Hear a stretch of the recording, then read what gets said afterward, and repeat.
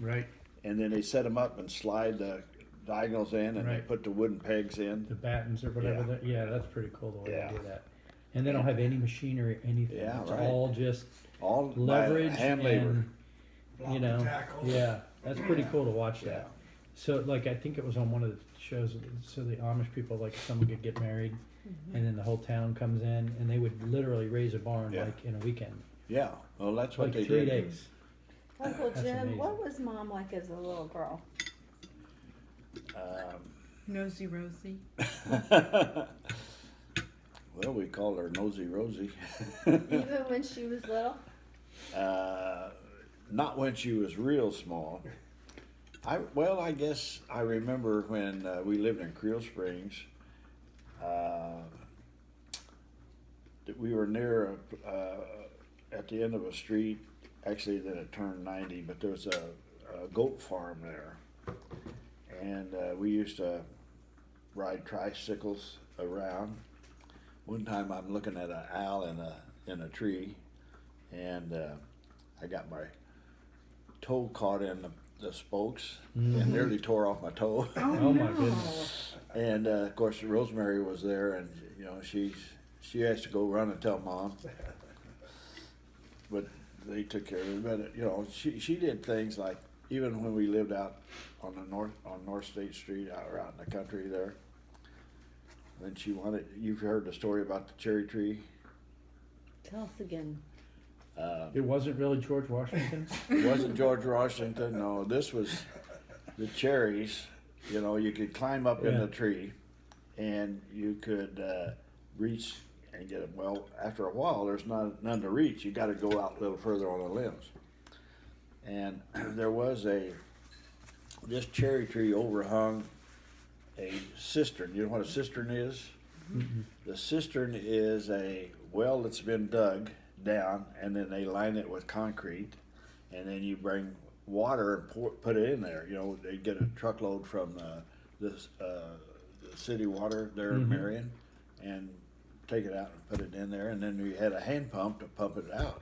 Okay. This was before we had. Before you had wells. Well, before we had, they had wells, but we didn't have one. Okay. We just had a cistern. Okay. It was before we had running water, though. And I remember Anyway. those black pumps. It had the little trowel that came out, and you'd pump it. And right, yeah.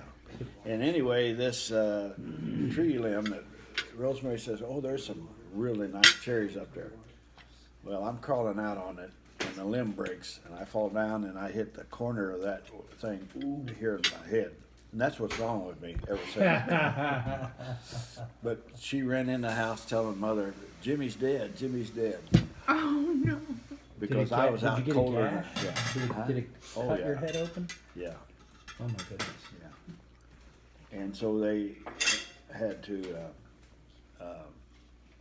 get me to the hospital. How old were you? I don't know. I was at least in about the 5th grade, so I would have been Okay, about 10, 10. 11. Yeah, at that time. When we lived in Creel Springs, well, of course, I was born in Chicago. I don't know if you heard that story. My parents were in a taxi going to the hospital, and there was the bridges over railroad tracks were wooden trestles, and one was on fire, and all the traffic backed up. So I was born in a taxi cab. Oh, I don't You think were? I don't Yeah. think I knew that. And so my life's been, going downhill ever since. On the go. Traveling man. Traveling. But anyway, So you've always been early, yeah. is what you're trying to tell us. and then I remember too, one time we lived on Racine in Chicago, which is all black now, but back then it was by railroad tracks, and we had a coal stove to heat the house. And so Rosemary and I would go along the railroad tracks where the coal would fall off the coal cars, and we'd pick that up in buckets, take it in, and that's what we heated the house with. Oh, that's smart. So Was that the south side of Chicago? no, it's in the middle of Chicago. Middle. Okay. Yeah. If you looked at, if this is the lake over here, and this is, it's about right here, and, right about the middle. But Born in a taxi cab. Yeah. Well, that's got to be a challenge. yeah, my dad at that time was Who delivered the baby? I don't remember.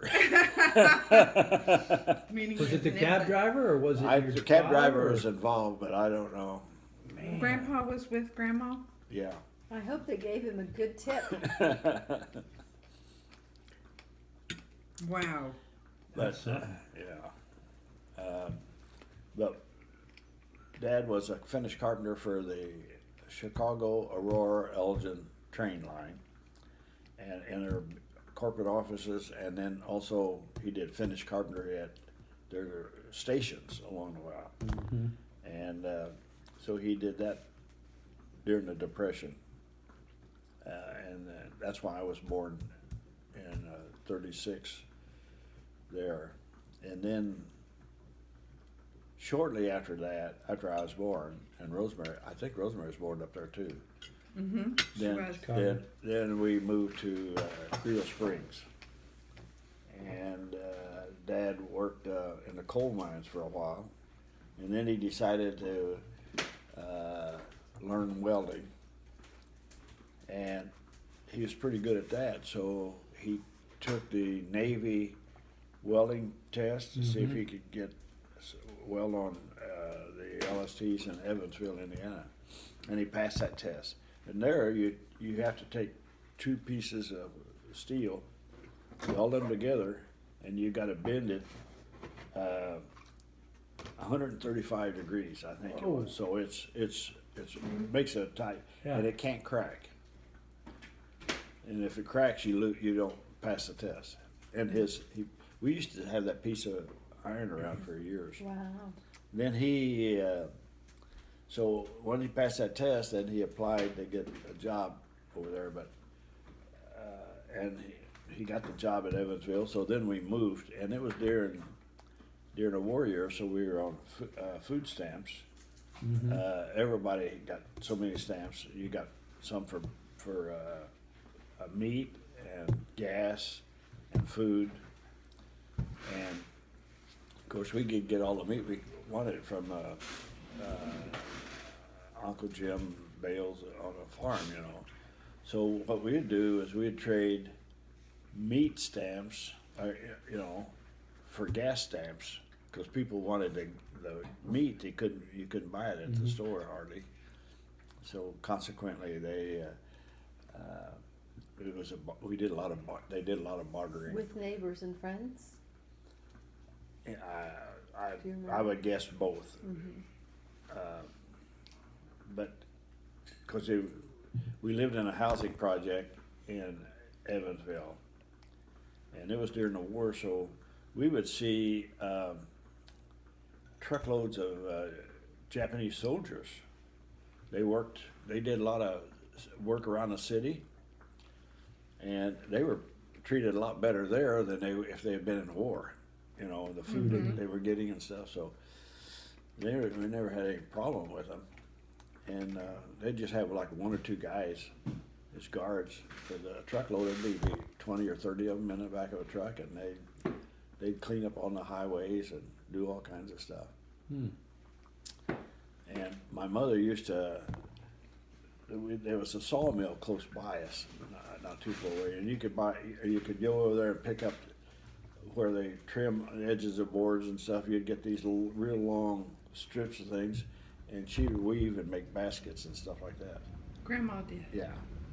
And what you do is, Dad rigged up a pan real long that you could take and you'd soak them in hot water. Then they bend real easy and they don't break. You know, if you just try to bend them, then it'd break. So.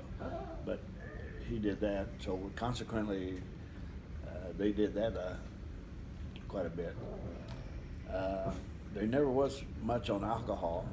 I remember we were up there like 3 or 4 years because I started school there, and they bought a gallon jug of Mogan David wine, and they never drank the whole thing in 4 years. my. So they didn't That's like drink. my grandfather never touched a drop of alcohol. Yeah. I remember always Grandma- say I'm making up for what he did. Yeah. I always remember Grandma cooking a lot, and that she cooked really hearty, wonderful Yeah. She meals. she was good at gardening, Yeah. and she could make $1 stretch to $2 real easy. You know, just That's an art. yeah. It's a Well, totally kinda like different we did life back breakfast this then than it morning. is now. But because I remember You make when we lived at $2 Creel, plus 15. the first time Well, we'll eat Dad it. ever made $100 in a week, and they thought that was a big deal. Yeah. Where's all the food? We I got said, if you put it in we front got of us, a. we'll eat it. We are not bashful eaters. If we would make our bed every day and brush our teeth every day Mm-hmm. and do whatever housework, we were assigned housework, then on Saturday we'd get a nickel. And then we'd go to, drive to Stone Fort to church, that's where we had to go to church. Mm-hmm. And then next to the church, down about a half a block the street, was a house that had been converted into a grocery store. You know, they didn't have a lot of stuff, but they'd have these orange popsicles that are, you know, the ice cream, you know, in the center and orange on the yeah. outside, and they were really long, but with a stick on them. Mhm. I mean, and that's where our nickel went. Every So it time. lasted about one day. Uncle Jim, is our family, Grandma and Grandpa were both always Catholic, Yeah. and then their parents on each side, were they always of the Catholic faith? I think so, yeah. So, Of course, I can remember, yeah, yeah. so generations back, Yeah, yeah. we are, Always went to church. yes. Did Grandma or Grandpa pray the Rosary? Do you know? Mother did, probably the last, I don't know, 30 or 40 years of her life. Mhm. She died at 82. Dad died at 82. Mm-hmm. So, Were they the same age? I mean, no, they were 2 years apart Mhm. or something like that. Dad passed away first, but he was at Mayo's, and they found spots on his lungs. He's a heavy smoker, Mm-hmm. 2 packs a day. And a pipe too, right? Do you smoke a pipe? Very seldom a pipe. Oh, okay. Gloria's dad, John Eggers, Mhm. smoked a pipe a lot. Mm-hmm. I think we remember the pipe. Remember the smell of the Yeah, pipe, I think probably. Yeah. It's probably the smell that I liked, so that's probably. Cherry tobacco. Yeah. A sweet smell. Mm-hmm. Yeah. And he was at Mayo, and then he came home with Mom Yeah, on the. but then he went. Did he have to go back? Because he was up there 2 or 3 times. One for a hip replacement, and let's see. And that time, I think, in the middle of the night on the day of the surgery, he tries to get up to go to the bathroom. After he had the hip surgery. Yeah, and tore it open again, and they had to take him back to the surgery. Mm-hmm. And that's when he died, is that right? When he Well, was up there yeah, for he got, surgery? I think he got pneumonia Mm-hmm. and passed away then there. Because That's when I this- was in Japan, so it was 83 or 84. Because I was in Japan from 82 to 85. Mm-hmm. And I'd gotten a call and that he wasn't, from Rosemary, that he wasn't doing well. Mm-hmm. Maybe we would have thought about coming home. Mm-hmm. And for something like that, if your parents are severe or family members severe, Caterpillar would fly us back first Mhm. class. And so, but you had to get permission from the medical doctor at Caterpillar. Mhm. They had, because we always got our annual physicals and everything at Caterpillar. Mhm. At that time, they took X-rays. They gave you colonoscopies. I mean, they did Really? a pretty good job back in the. So from the Right. time I graduated out of college, I had an annual physical every year of my Amazing. life. Uncle Jim, do you have any of Grandpa's woodworking things, like things he's made, or grandma's Uh, baskets, or No, I don't think I do anymore. I used to have. I can't think of it. I got a lot of his tools, do you? but as far as things, but he did a lot of different things. Like he made a bed that Mom and Dad slept in. You know, the headboard, and he made all the pieces and glued it together, and did a real nice job. And then he crocheted a bedspread for it. Now that's unusual for a man to crochet a bedspread. Well, Mark's done at least 2 or 3 of them while he's down here. How did he know how My to? mom always crocheted. I know how to do it. I did too. My mom taught me. How did Grandpa know how to do that? Did, I don't know. Men? that's Because neat. I was pretty small at that time Uh-huh. when he did it. Because he made that bed early in their marriage. Mm-hmm. So, but how he did it and stuff, I didn't know. But Even Grandma's baskets, how at that time that was just something she utilized Yeah. and wouldn't think of any importance to it. right, But then yeah. She didn't generations, sell them or anything. It Yeah. was just something to do. So. and then generations later, how we would love to have that. Oh, know yeah. that our Right, grandmother yeah. had made it. Yeah. And, but those are just Yeah. to them ordinary things, I guess.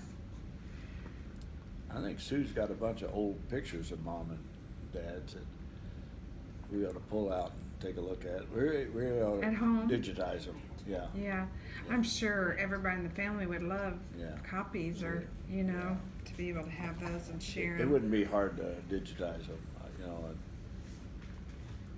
In fact, the other thing is that when we were in Japan, we took a lot of slides. Well, we got all these slides, Yeah, right. and Yeah.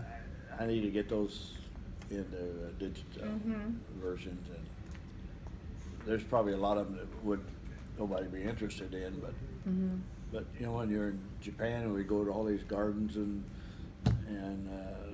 temples and stuff like this, we got to see a lot. So Yeah, most people don't have the experiences that you've had. yeah. Do you, what attributes of Grandma and Grandpa did you admire most in each of them? Well, both of them. Mother used to, she didn't. One thing she didn't do is said, well, if we did something wrong, wait till your dad gets home. You're gonna really get it. Mm-hmm. What she did, she says, you go out and get a switch, break a limb off of a tree, and bring it in here, and then she'd work us over, and then we knew that we didn't have to wait. As grandchildren, we experienced that as well. Yeah. I remember that. We thought we were being really tricky getting the small skinny branches, the little ones. Yeah. We soon realized those are the ones that hurt the worst. Well, if we did that with Dad, he'd just take his belt off. So Grandpa was also a disciplinarian. Yeah, he did. He was always really handy with, fixing anything. And Mother was always busy with flowers and gardens, and it was really interesting for her to when she got to the point with her strokes that she couldn't do the flowers, and it just killed her. Just she hated that. But I think she had 12 or 13, some mini strokes, and after that major one. Who was the alpha? Mother. Yeah. Yeah, Dad was, he did a pretty good job of planning ahead. If he was gonna do something like that, you remember the house out on North State Street? Mm-hmm. They bought, when we lived in the housing project, they bought it, and we moved into it. And then he decided we need to change that house, make it a 2-story. What he did was he planned it to raise it, rotate it 90 degrees, tear off the porch, tear off the roof. Yeah, who would have thought of a rotating house with all the work that you were going to do anyway? I mean, that's amazing. And the thing is, they put it on rollers, logs, and a guy with a big truck with a winch hooked his truck to the tree with another cable, and then he winched it and rotated it real slowly around. So it wasn't on a foundation, it was just No, then once it got rotated, then he had to dig down and put footers and everything. foundation under it, and then lower the house down to it. But it was just different.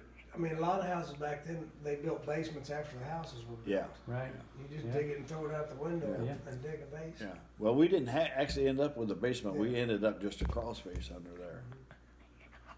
So he really thought ahead. Yeah. Oh, Is yeah. that one of the attributes that you liked, Yeah. that you admired in? And well, you know, he would go to the lumber yard and see, you know, what the price is, and then he would check. He'd have a semi truckload of lumber come up from south someplace of all the boards that he needed, and if you bought a truckload of it, then you got a real good price. And they would unload it and stack it there, and then that's when he added the second story and a roof on the house. Then so that was good.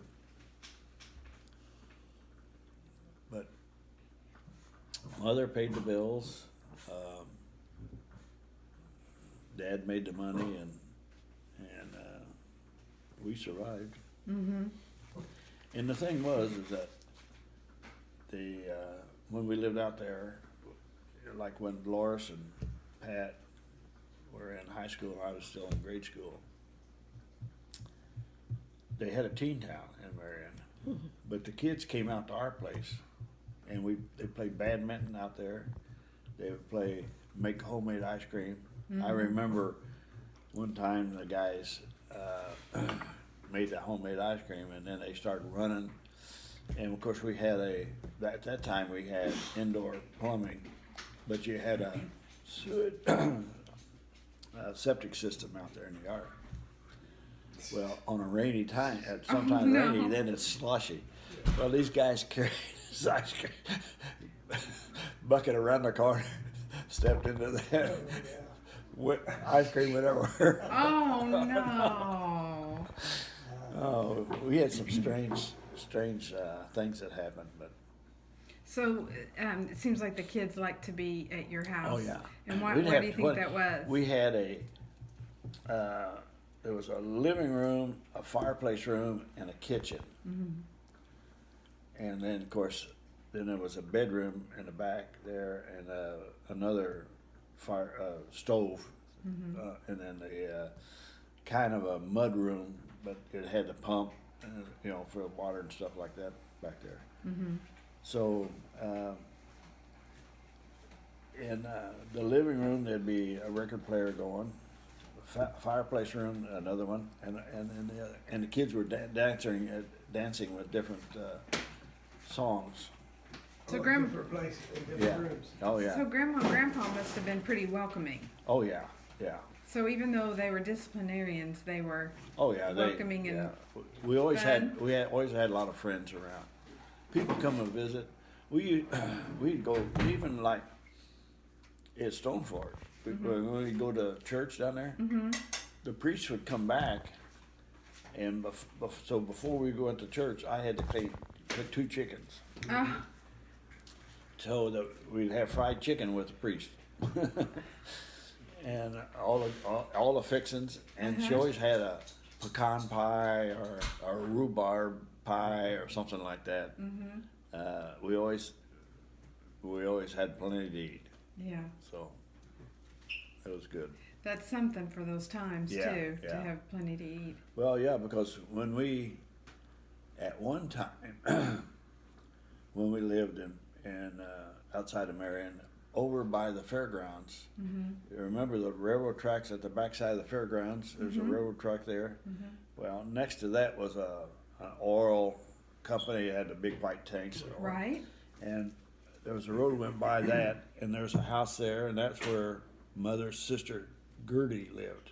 Okay. And in this area over here, they had a Victory Gardens. So we had a garden in our yard, but we also had a garden behind the house out in the country, and then we had a Victory Garden. And what's the difference between a normal garden and a Victory garden? Oh, it was just an area that they would make plots a certain size, and you could get it. And I think what we had to do is to give some of your stuff you grew to whoever owned the place. But I don't recall ever having to pay for it. Mm-hmm. But they called it a Victory Garden because that was to save money. I So see. the food could go to the soldiers. Interesting. Yeah. So actually, back in those days, we had we collect newspapers, and we also collect metal. When I say we, the Boy Scouts or just people along the street would do it, and then once a week somebody'd come along and pick it up. The newspaper, we'd bundle them up. We'd have big stacks of newspapers. Mm-hmm. That's back in those days. Everybody had a newspaper. That's the only way you get radio. There was no TVs back then. This is before your time. Two questions I have. One is, what size was Grandma's garden? And the other is, when you were young, did people mow their yards, as tidy as everything is now, or was it just kept up but not? No, we mowed it. We mowed it with a push mower, a real tight push mower, The blade. and the size of the garden. Well, the house was here, and then there was what we called. I don't know what we called it. It was a building where the washing machine was in out here, separate of the house. Oh, okay. So they did the laundry, and then we had clothesline, Yes. and then we had a chicken house. Mm-hmm. We raised chickens, Mm-hmm. and then we had a huge garden. It was probably a quarter of an acre, and we raised all kinds of stuff. We raised our own potatoes, the sweet potatoes, all kinds of vegetables. We had rhubarb. Mother always liked rhubarb. How many chickens did you have? Well, What'd you we say? had not a whole lot, but when I say a lot, probably 20. Mm-hmm. But we had all the eggs we wanted. Yes. Yeah. And then I raised pheasants, ringneck pheasants. Mm-hmm. I bought a dozen eggs, and then hatched them under a chicken hen. Oh, how'd you buy the eggs? Somebody Well, local or? There was a guy that raised pheasants, Uh-huh. and I paid seems like $1 a dozen for those eggs. And at that time, I was also the paper boy for delivering papers. Mm-hmm. And I delivered papers to everybody, including one of the guys on my route was legally blind, but I delivered him a newspaper. That's interesting. And he is the guy. At that time we had crank phones. Mm-hmm. We had a line, and 1 ring or 2 rings or 3 rings or 4 rings or whatever. And when you start talking to him, you could hear this guy breathing in the background. So that's all he did, was to listen to people's phones to see what's going on in the neighborhood. Yeah. So Was he supposed to be doing that? no, That's what but people do, Yeah. today. Yeah, it's Said no. CIA Yeah, doing it's no that. different than us listening to somebody's table conversation, Right. the table next to us Yeah, or right. something. We don't think about that as much.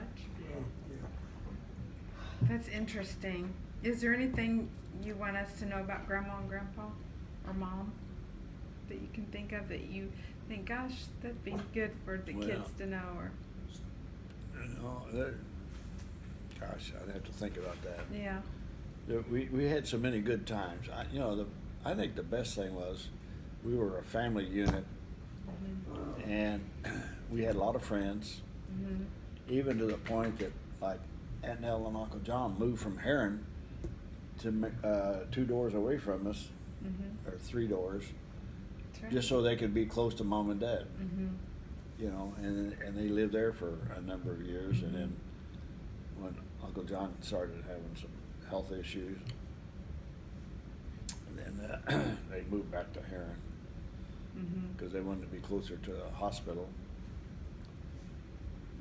When I think of Grandpa, I always think that he was so quiet-natured, but it seems like to have so many friends and guests and stuff like that, he was probably quiet-natured, but also people enjoyed, you know, having conversations and things with him. A lot of people would come to him and ask him, how to do something, and he always could have an answer for that.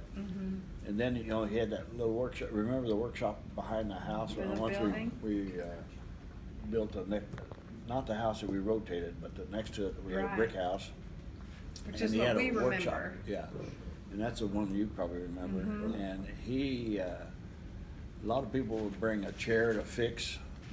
I mean, sometimes he'd tear them all the way down and re-glue all the joints, and then put new material on it, and new paddings and stuff like that.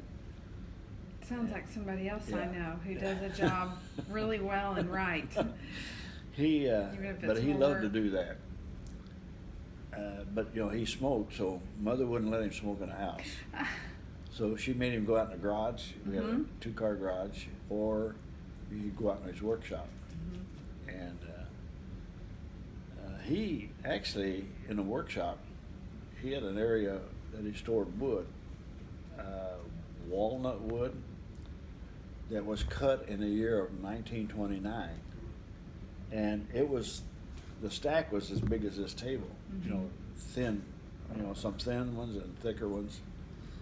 And so he used to make all kinds of stuff out of walnut. Did you spend much time with him in his work shed when you were little? Oh yeah, yeah. I was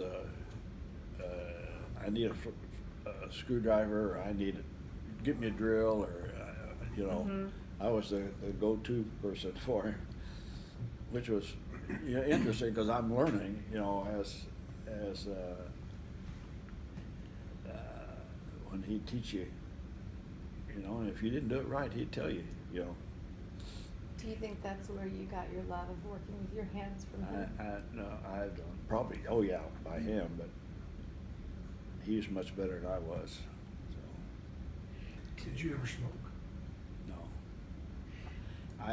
When I was in college, I used to get one of the guys. We lived in a private home upstairs, so there was 5 of us. There was 2 bedrooms, and then there was a stair place, and there was a big area behind the stairs. So they put a single bed in there and 2 single beds in each of the rooms. And one of the guys could get cartons of Marlboro cigarettes. He'd get 20 of them a month. And so he'd give me a carton, and I'd bring it home to Dad. It's interesting. I mean, my grandfather, I thought the world of he smoked all the time, but I never did smoke. Yeah. Well, we didn't like the smell of the smoke. I remember one time, we were visiting Aunt Gertie down in Creel Springs that lived across the street from a church that was kind of where they did a lot of gospel singing and stuff. And there was a railroad, and you could crawl underneath the bridge there. And I tried smoking once, and it kind of made you sick, and I said, that's not for me. I don't need that. So. Did you, I don't know when Grandma and Grandpa, both their parents passed away, but did you know them well? Oh, yeah, because Rosemary and I, when mother and dad lived down in Creel Springs, 3 miles outside of Creel Springs. Mm-hmm. They, we used to go out there, and they had a horse named Dan. Dan? Dan, Mhm. yeah. And he'd put us on it and walk it around. It was a big plow horse. This is grandma or grandpa's parents? Grandma's parents. Mm-hmm. Okay. And because my dad's parents lived in Hialeah, Florida Mm-hmm. at that time.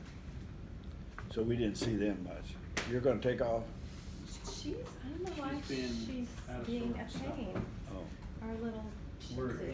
she's being disruptive Crazy kids. children. We're gonna go make her pull a switch off the tree.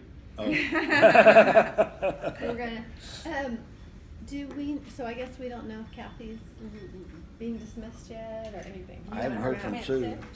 but Sue's up there. Don't let us disrupt your Okay, my video here. life, liberty, Oh. And and Levin. interview All right. series here. But what I was gonna tell you about going out there We'll get all that. from Creel Springs, we'd drive out there, and they only had kerosene lamps. They had a big cooking stove, big flat one. It was long as from here to that end of the table, and you could have cooked 2 or 3 things at once. And kerosene lanterns, and in the attic was a bed up there, and we could sleep up there. And at times, later, when Aunt Nell and Uncle John moved into that house, Mm-hmm. we'd go visit Gloria and the boys, and it'd be like 6 or 8 of us in that one bed. What Sleeping. fun. But anyway, one time, Uncle or Grandpa had Your a grandpa. couple, yeah. Your grandpa. Mother's dad Okay. had feed sacks. See, at that time you got feed, then you use the sacks to make clothes. Well, we were small, and so he got us, Rosemary in one and me in one, and then he hung us on a nail on the front porch. Do you have a photograph of that? No, Oh. back in those days you didn't have cameras anymore. No, you Yeah. didn't. Pictures of and everything. That's right. You didn't take pictures. Yeah, but that was interesting to see. See us hanging up there, and you can't climb out. You think you could climb out, but you can't Right. climb out. How old do you think you were? Oh, 5 maybe, 4 Mhm. or 5, yeah. Because I started school when I lived in Creel Springs, and that was another case. One time, we could bring, brother or sister class with us one day, and Rosemary went to class with me, and she had to go to the bathroom, and of course you just had outhouses then. Mhm. Well, she didn't wait. And then and then she said she got to go, and the teacher saying you got to be quiet. Yeah. So when she did get up, there was a pool right there because the seats were carved out. Uh-huh. Oh, she was embarrassed. How old was she, would you say? Well, she wasn't in school yet, so I was, I Mhm. guess, first grade. So she was, I would have been 5 maybe. She might have been 4 or 5 at that time. Do you know what ages your grandparents passed away at? Not. Mhm. I've got it down, I think, on one of my family tree maker files. Okay. I'm not sure if I do or not, but my dad's dad lived to be 92. Wonderful. And they were down in the Florida area? Yeah, but then his last few years he lived up. He'd lived with us maybe 3 or 4 months, and then he moved up. Oh, okay. Yeah. But your grandmother had passed away then before Well, him. Dad's mother passed away when he was in his That's 3rd right. grade. That's right. And so he had to quit school and go to work. on a farm. So that's his education stopped at the 3rd grade. So Really, he had very good education Yeah. going to, Yeah, work on a right, farm, yeah. and he really learned how to do things. Yeah, he did, yeah.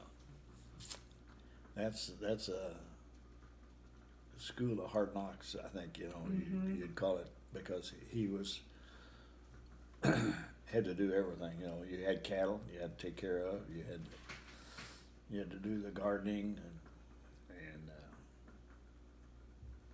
of course they did laundry by hand then. When Aunt Nell and Uncle John lived at that house, they had a Maytag washing machine with a gas engine. Forgot the name of the engine anyway, and we had to start it by rope pull it, and it would make the agitator go around. But then you had a hand run the clothes to get the water out of it. You ran them through 2 rollers that rolled together, and then we'd hang them out on the clothesline. I remember one time we were down there, and you don't remember Joe Eggers, did you? Was out. Okay, that's Gloria's brother, oldest brother. I remember him, but I don't know much about him. Okay, him and then James, and James was out in Arizona too. But back when they were the kids there, I remember tying the tails of 2 cats together and throwing them over the clothesline and let them fight. Oh no! Those naughty boys. Oh, they are up to mischief a lot. Uh-huh. Oh my. And I shouldn't even. I better not tell. There's some stories you don't want to pass Well, down. there was with a dog that they got a corn cob. It's rough. Just the cob itself, and they rubbed the rear end of this dog that got till it was red, and then they poured kerosene on it, I think, and it burnt. And that dog goes running around. I mean, these They had guys a little are bit of tough. meanness in there, wasn't there? But they did good. Yeah, they over turned out time. all right. Yeah. But we had some good times down there. Then we had some kind of tough times. One time we were doing hay, and at that time the roof of your barn overhung, and you had this big needle that would come down and you'd poke in, and then it'd open up some wings or something, and you could lift up and bring that hay into the hayloft. Then you had to get it off of it, and then you'd do it again. Gloria got her finger caught in it and almost lost a finger. I don't know if you've ever seen it. It's really bad. And she that was a tough time. I mean, that had to really hurt. But all of our relatives, we always spent a lot of time with them. When I was, I don't know, 5th grade maybe, 8 or 10 anyway, I'd go down to Uncle Jim Bale's and spend the summer down there. I did a couple of summers, and Which was Grandma's that was my mother's oldest brother, Brother. Jim Bales. And you got up when it got daylight in the summer, and you went to bed when it got dark. And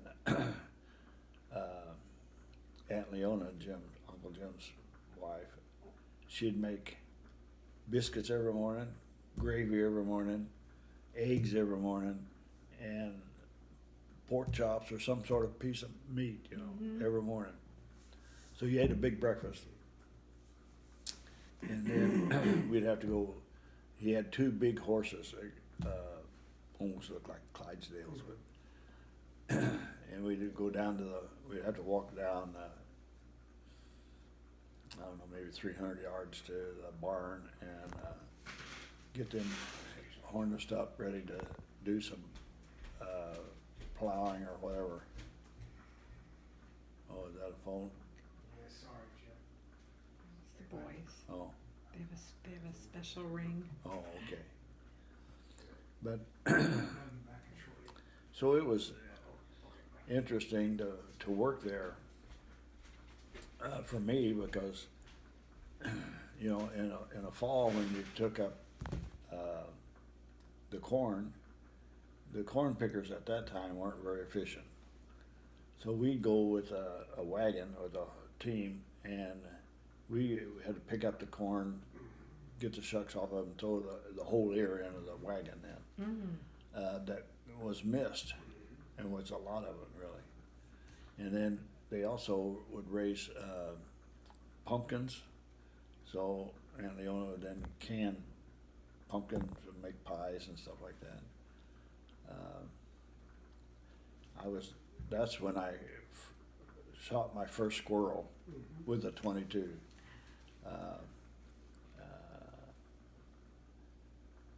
My cousin Jim Bales, Uncle Jim's son. He was about the age of Dolores also, and we were going down and we could see these squirrels we call them flying squirrels because they'd jump out of a tree and they'd spread their legs and just float down. And he showed me one up in a tree and he said, shoot at it. And that was the first time I ever shot a squirrel. And then we got 2 or 3 and then cleaned them and Leona fixed them for supper.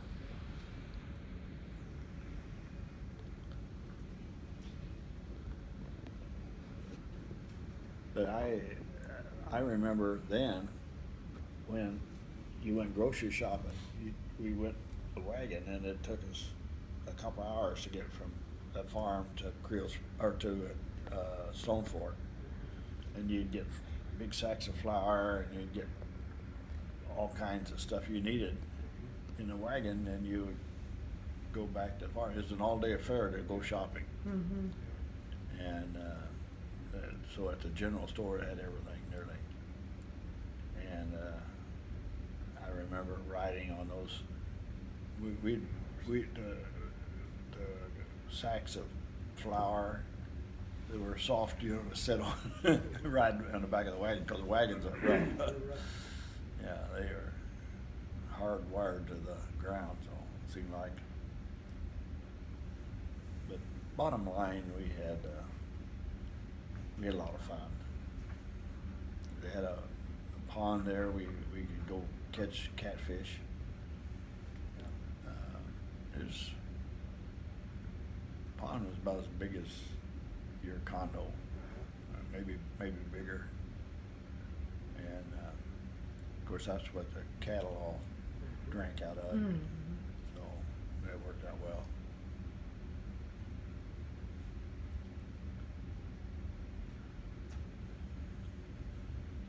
A lot of good memories. Oh yeah, all the relatives, we always had an annual Berkel reunion, and people down at Harrisburg there was a Berkel Lake, so we used to go down to there and have that, and Dad's stepmother and his dad would come up from Florida. So there was a time when the whole family would get together, and we just did not miss the reunion. Is that still a lake in Harrisburg, Berkel Lake? I guess, I don't know. Never heard of that. Yeah, it wasn't real big, but Dad and I used to go goose hunting down there. He had a 10-gauge shotgun with a 42-inch barrel on a shotgun. That's long, with a split in the end. And the way the split got in there was that he got snow packed in the end of it once when they fired it, and it split the end of the gun. But he also had the year that Dolores was born, he bought a 20 gauge shotgun, a pump, and I would use that. So when we'd see some geese flying in, I could shoot first, and then when they were out of my range, then he'd open up with that 10 gauge shotgun. And then when they would quit coming around there was about a mile, not quite a mile, but half a mile away maybe, was a creek still on their property, and they'd fly over there. So then we'd sneak over there. We'd drive most of the way and then sneak there, and then we'd see the ducks or the geese, and we'd shoot at them there. And then I remember too, they had pecan trees down there. So we used to go every year in the fall to get the pecans, and then also black walnuts. We liked the walnuts, and the way we'd get the green shells off of them is you'd lay them in a tar track, and then you run over them again, and that'd break the shells loose. So you learn all those little tricks. Yeah, those are all gone. Yeah. Going. Yeah. Yeah. Where are your grandparents buried? Equality. Equality. Yeah. Do you know Yeah. the name of the cemetery?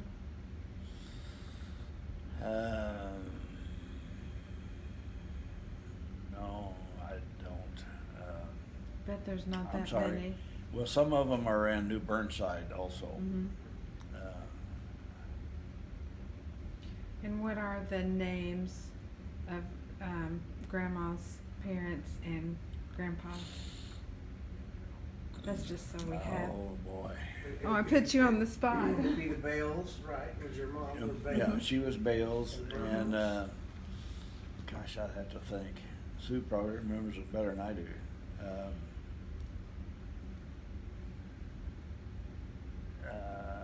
And too, when you know Dad's name was Emery Emery. Berkel, Mm-hmm.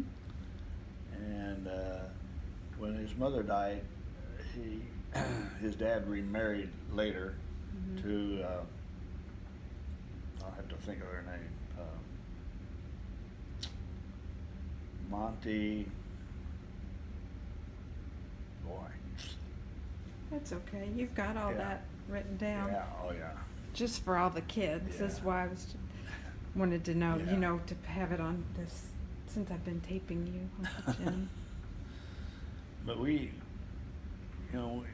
always got together. Mhm. Like we didn't go to Florida without going to see Grandpa Mhm. and Monty.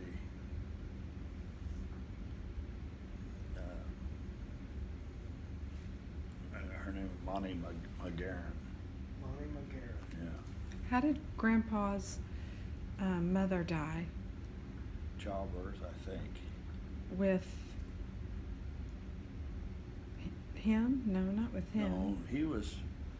Well, I think it was childbirth. Mhm. I'll be honest with you, I'm not really sure. Yeah.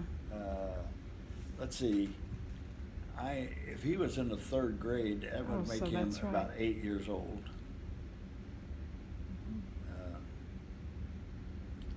I'm not 100% sure. Mhm.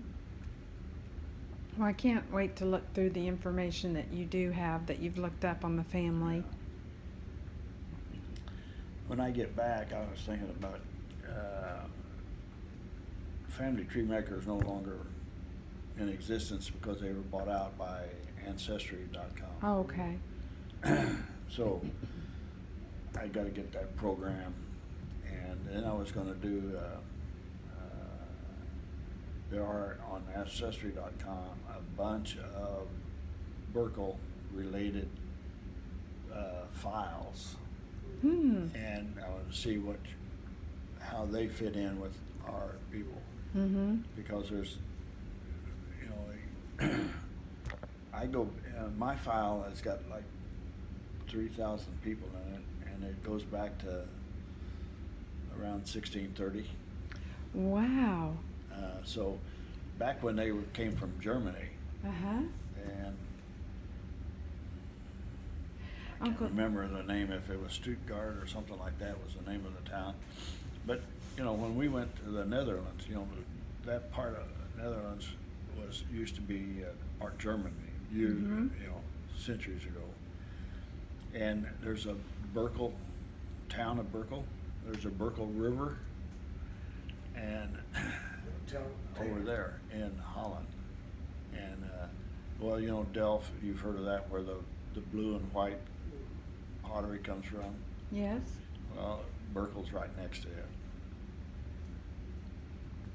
The town of Berkel. I'm thinking So- of a trip coming on. Yeah, we went some of the cemeteries over there when we were when we lived in France, and we went up there with another couple and trying to locate see if we could find anybody. To the town of Berkel. Yeah, we went there. In fact, on Sunday morning, we went to the police station and asked them how they pronounce the name.